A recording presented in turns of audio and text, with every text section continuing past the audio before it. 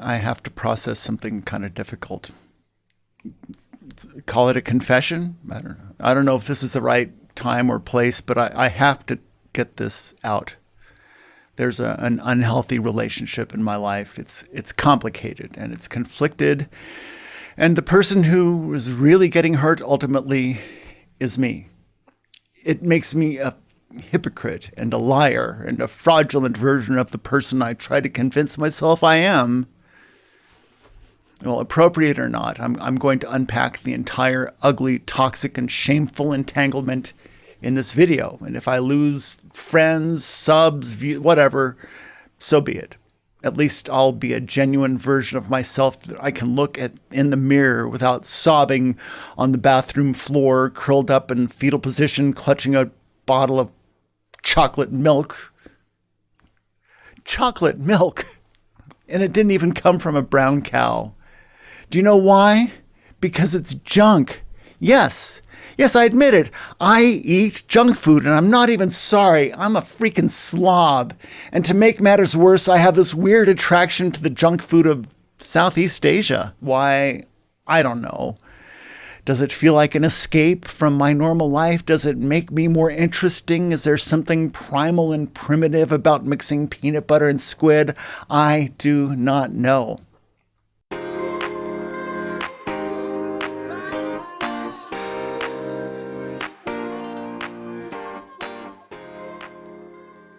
The Asian grocery store is my happy place, and it started out so innocently. All these things I'd never seen before, sesame leaf, 30 kinds of tofu, long beans, quail eggs, a whole shelf of house brand kimchi, an entire shelf of sea vegetable that could apply for its own zip code, a collection of soy sauces that would take a year to curate. It was like Disneyland. It was like the Idea Fairy lived here full time, and all I had to do was show up and my mind would be instantly filled with creative cooking ideas and food venture itineraries that transported me all over the globe. But then it happened. One fateful day, I turned my cart down the wrong aisle. One dark alley. I should have known better. Or I should have just averted my eyes and just kept walking. But I didn't.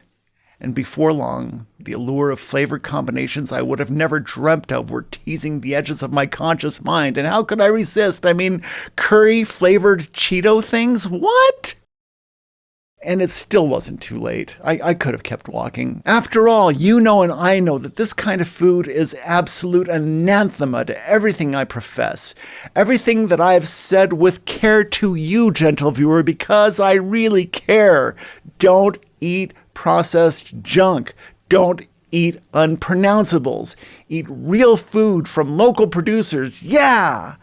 Yet here I am, a man broken, a shadow of my former self, my will rotting in the compost heap of humiliation, once whole, a proud braggart facing the whole industry and getting very much up into their grills, and now the only grill I know is the artificial food coloring fake grill marks on something pretending to be cooked.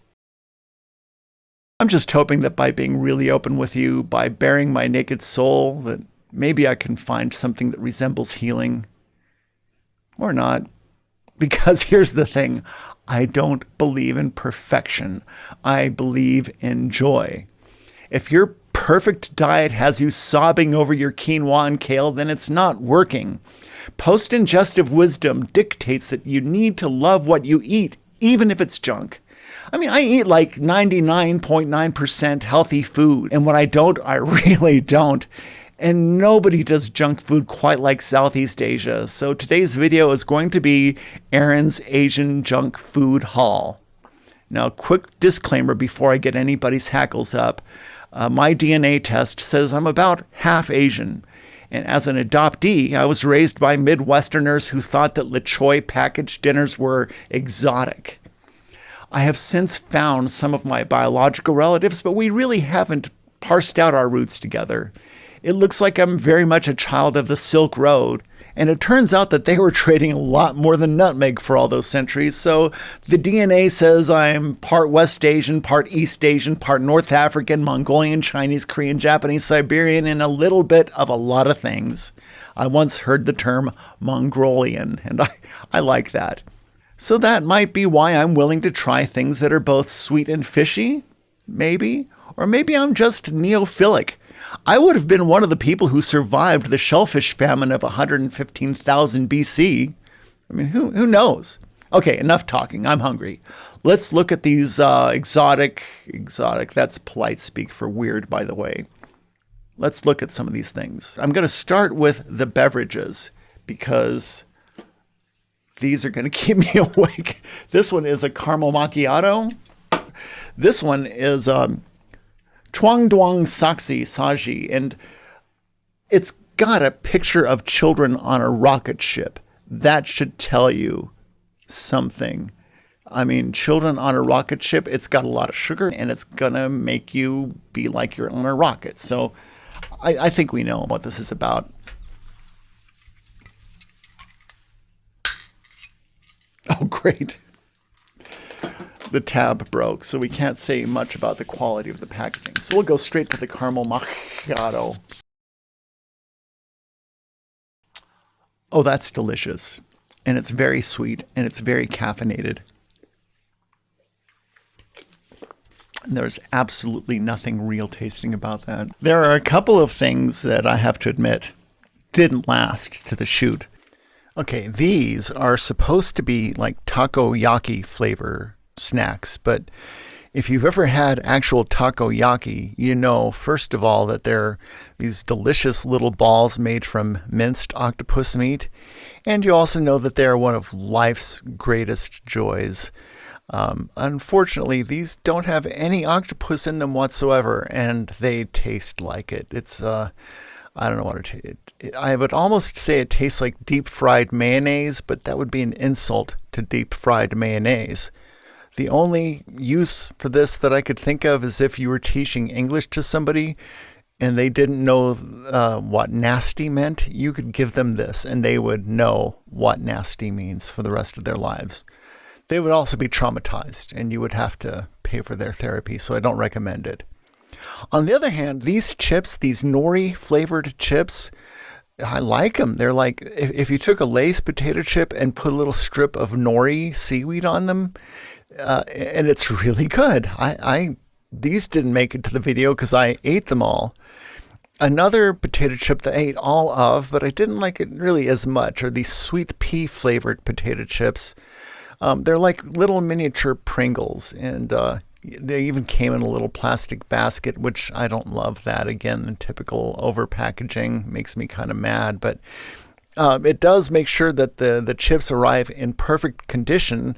The taste was very subtle, and by subtle, that's a polite way of saying they're a bit bland. By the time I got to the very end of the package, I guess I was kind of discerning a sweet pea flavor, but for the most part, I don't know. Now, the one thing that didn't make it to the shoot because it's one of my favorite things in the world were these. These are like curry-flavored Cheetos. I bought this a few days ago and opened it, and you can see that I barely had the discipline to leave any of it. This is like, imagine a fried Cheeto with curry flavor on it. See, it's like Cheetos.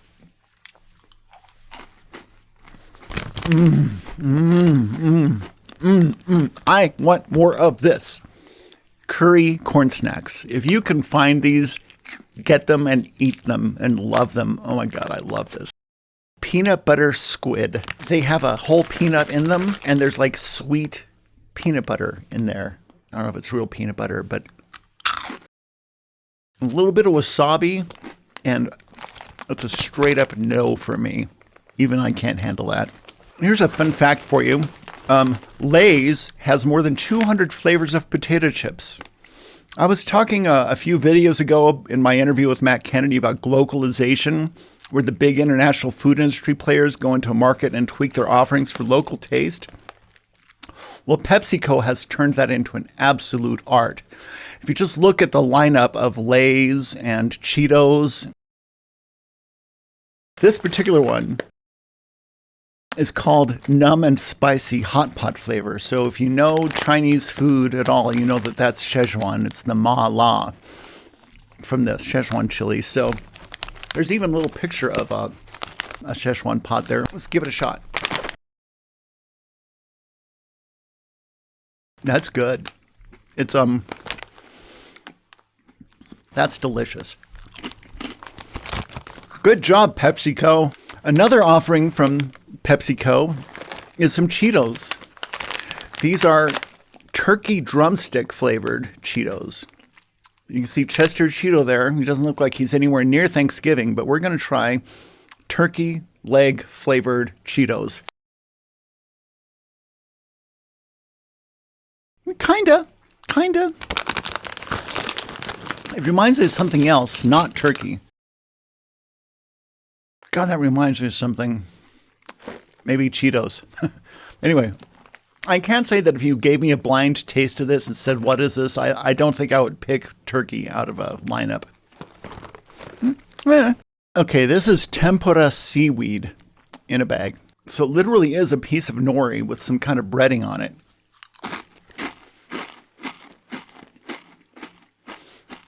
I'm sure you can hear that. That is so crunchy. That is very seaweed forward. If you don't like seaweed, you won't like this. And the tempura crunch is awesome. I do like seaweed, so I love this.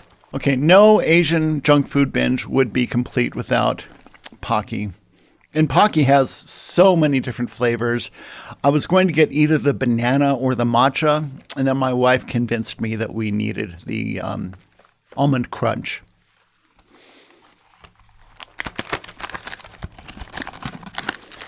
The packaging on all this stuff, if you're at all an environmentalist, you'd be a little offended.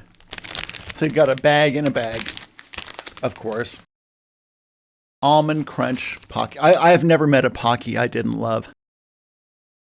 Oh my God, that's like heaven. That's so good. That record holds. I have never met a Pocky that I didn't love. These are starting to work their way into like Targets and things and Safeways, and there's a reason for that. Okay, ginger chews have been really popular in Asia for a really long time. This one is a peanut butter flavored ginger chew. Peanut butter ginger. Okay, I'm game.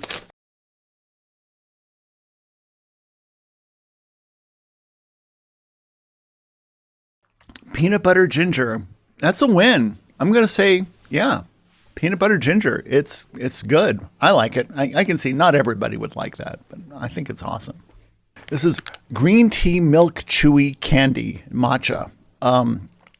We'll see. Let's find out. I mean, this could just go anywhere. Package in a package, of course. Matcha man. That's good. I wouldn't binge eat it, but yeah, it tastes like matcha and milk in an almost disturbing way.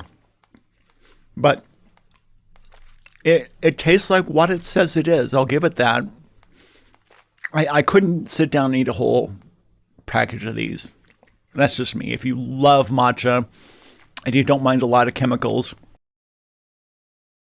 Yeah, it's got like a medium length paragraph for an ingredients list. Pulparindots. Pulpo. I was worried about this because pulpo in Spanish is octopus, but I thought it was maybe going to be octopus and tamarind together, but just it's tamarind pulp. So not as challenging as I thought it might be. And it tastes like tamarind, and so really sour. You know, I'll give it another win. These are hikey pies. Hikey. I don't know what a hikey pie is. Flaky pie crust layers with liquor-filled raisins. Liquor-filled raisins. We're going to give this to children. Individually wrapped for your convenience because, you know, the ocean doesn't have enough plastic yet. Too many seashells. It's really flaky. It's very artificial tasting. And I'm going to eat the other half right now.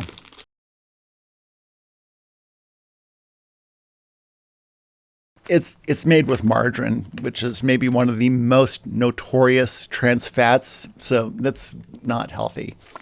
And it even specifies what the margarine is made from, which is our old friend rapeseed oil. So it's a great example of how canola oil can be turned into trans fats. So careful, but it tastes good, and it might kill me. Okay, now we've got a couple of things from the freezer aisle.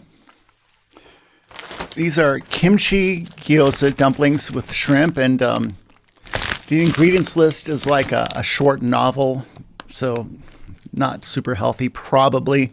But these taste really good. They will hit the spot. They are at least as good as most restaurant dumplings. So yeah, this is really, really good comfort food. I'd say that I love these. And the other frozen thing I have is maybe my all-time favorite junk food in the world, also from the freezer aisle. Glass noodles, vegetables, crispy seaweed rolls. So these are rolls wrapped in seaweed and then covered in tempura, and they're stuffed with glass noodles, and they're spicy. And these are one of my all-time favorite things to eat in the world. And again, the ingredients list is like a Tolstoy novel, so I don't trick myself into thinking that these are healthy, but just to be consistent, I did make some of these beforehand. So we'll start with the tempura seaweed rolls. There is a God, and he wants us to be happy. And because God wants us to be happy, this exists. That is so good. I love those. And these gyoza, these shrimp and kimchi gyoza, I don't think they have a lot of probiotic content since they're cooked and then frozen and then you cook them again. And if there was ever any happy bugs in there, I think they're long gone. But you can still be happy. That is a firm yes. And American grocery stores don't have anything like that. And this, the tempura seaweed thing, it's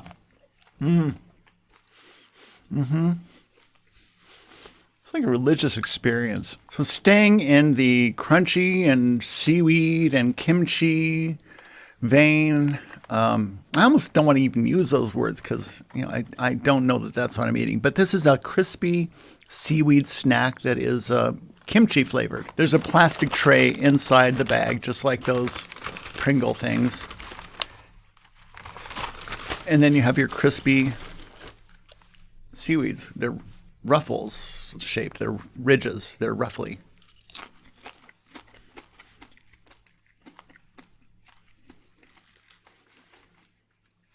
Nope. Get that out of my mouth. That is gross.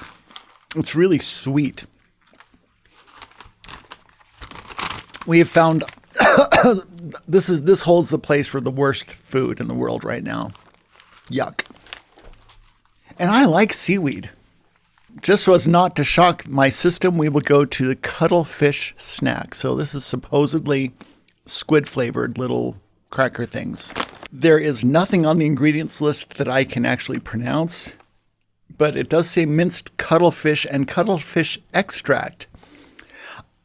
I want to sleep tonight, so I'm not going to think too much about what cuttlefish extract is. There's nothing in America that is an analog for squid-flavored chips. We don't have squid chips in America. They're even shaped like little cuttlefish. It doesn't suck. There's kind of a cumulative effect. Like after you eat a whole lot of them, the squid flavor really becomes very pronounced, and you do end up with a pretty strong cuttlefish flavor. And generic and inoffensive is what I'm kind of expecting from these Basak chips. These are made from what they say upcycled ingredients. The grains of rice that aren't pretty enough to be sold as rice, it's called ugly rice. They use that, and they use the kind of the residue from, I believe, tofu. And they combine those things to make this Basak chip. Even the package is recycled, so they're trying to be good. Let's see what it tastes like. It looks bland, but we'll see. I'm not Catholic, but to me this looks like a communion wafer. And yeah, it's utterly inoffensive and uninteresting. But hey, at least it's eco-friendly. I'm really interested in this one. It's a 12-grain and taro crispy roll. And there's some interesting things on the list. It's brown rice, pearl barley, buckwheat, mung beans, speckled kidney bean, black soybean, oatmeal, pea, small red beans, black glutinous rice, corn husked lotus, and some maltodextrin and soybean oil and some other not wonderful things. Each crispy roll is individually packaged for your convenience. Don't love that.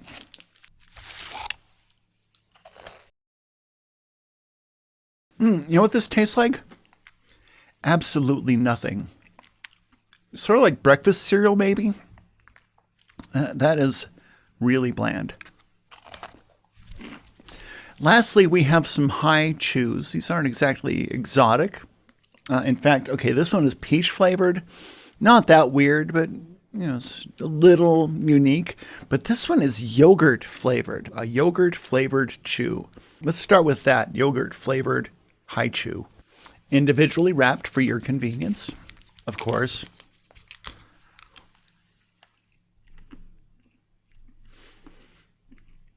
It's a little sweet and a little creamy flavored, but does it taste like yogurt? I'm one of those weird people that I actually eat plain yogurt. Maybe this is what like Yoplait and those kinds of, I don't eat those, but maybe that's what this tastes like. The yogurts that aren't actually good for you. I like it. Think of a creamy flavored Starburst. All right, so let's move on to the peach. The peach flavored coming right up. Individually wrapped for your convenience. You know what? That's kind of impressive. You know what that tastes? It tastes exactly like artificial peach flavor. Pretty good, guys. Okay, well, I guess I should declare a winner. It's a tie. I have to share first place with the crispy seaweed tempura rolls and the curry flavored corn puffs things. Corn snacks. I could eat both of these all day long, except that I would probably die before I could finish either one of them because of all the junk and chemicals. But yeah, the crispy seaweed tempura rolls and the curry flavored corn snacks. That's all I got. It was a lot of fun, though. Thanks so much for watching. I hope to see you next time. And by then, I will still be getting this high chew out of my teeth. And we'll see you next time. Ciao.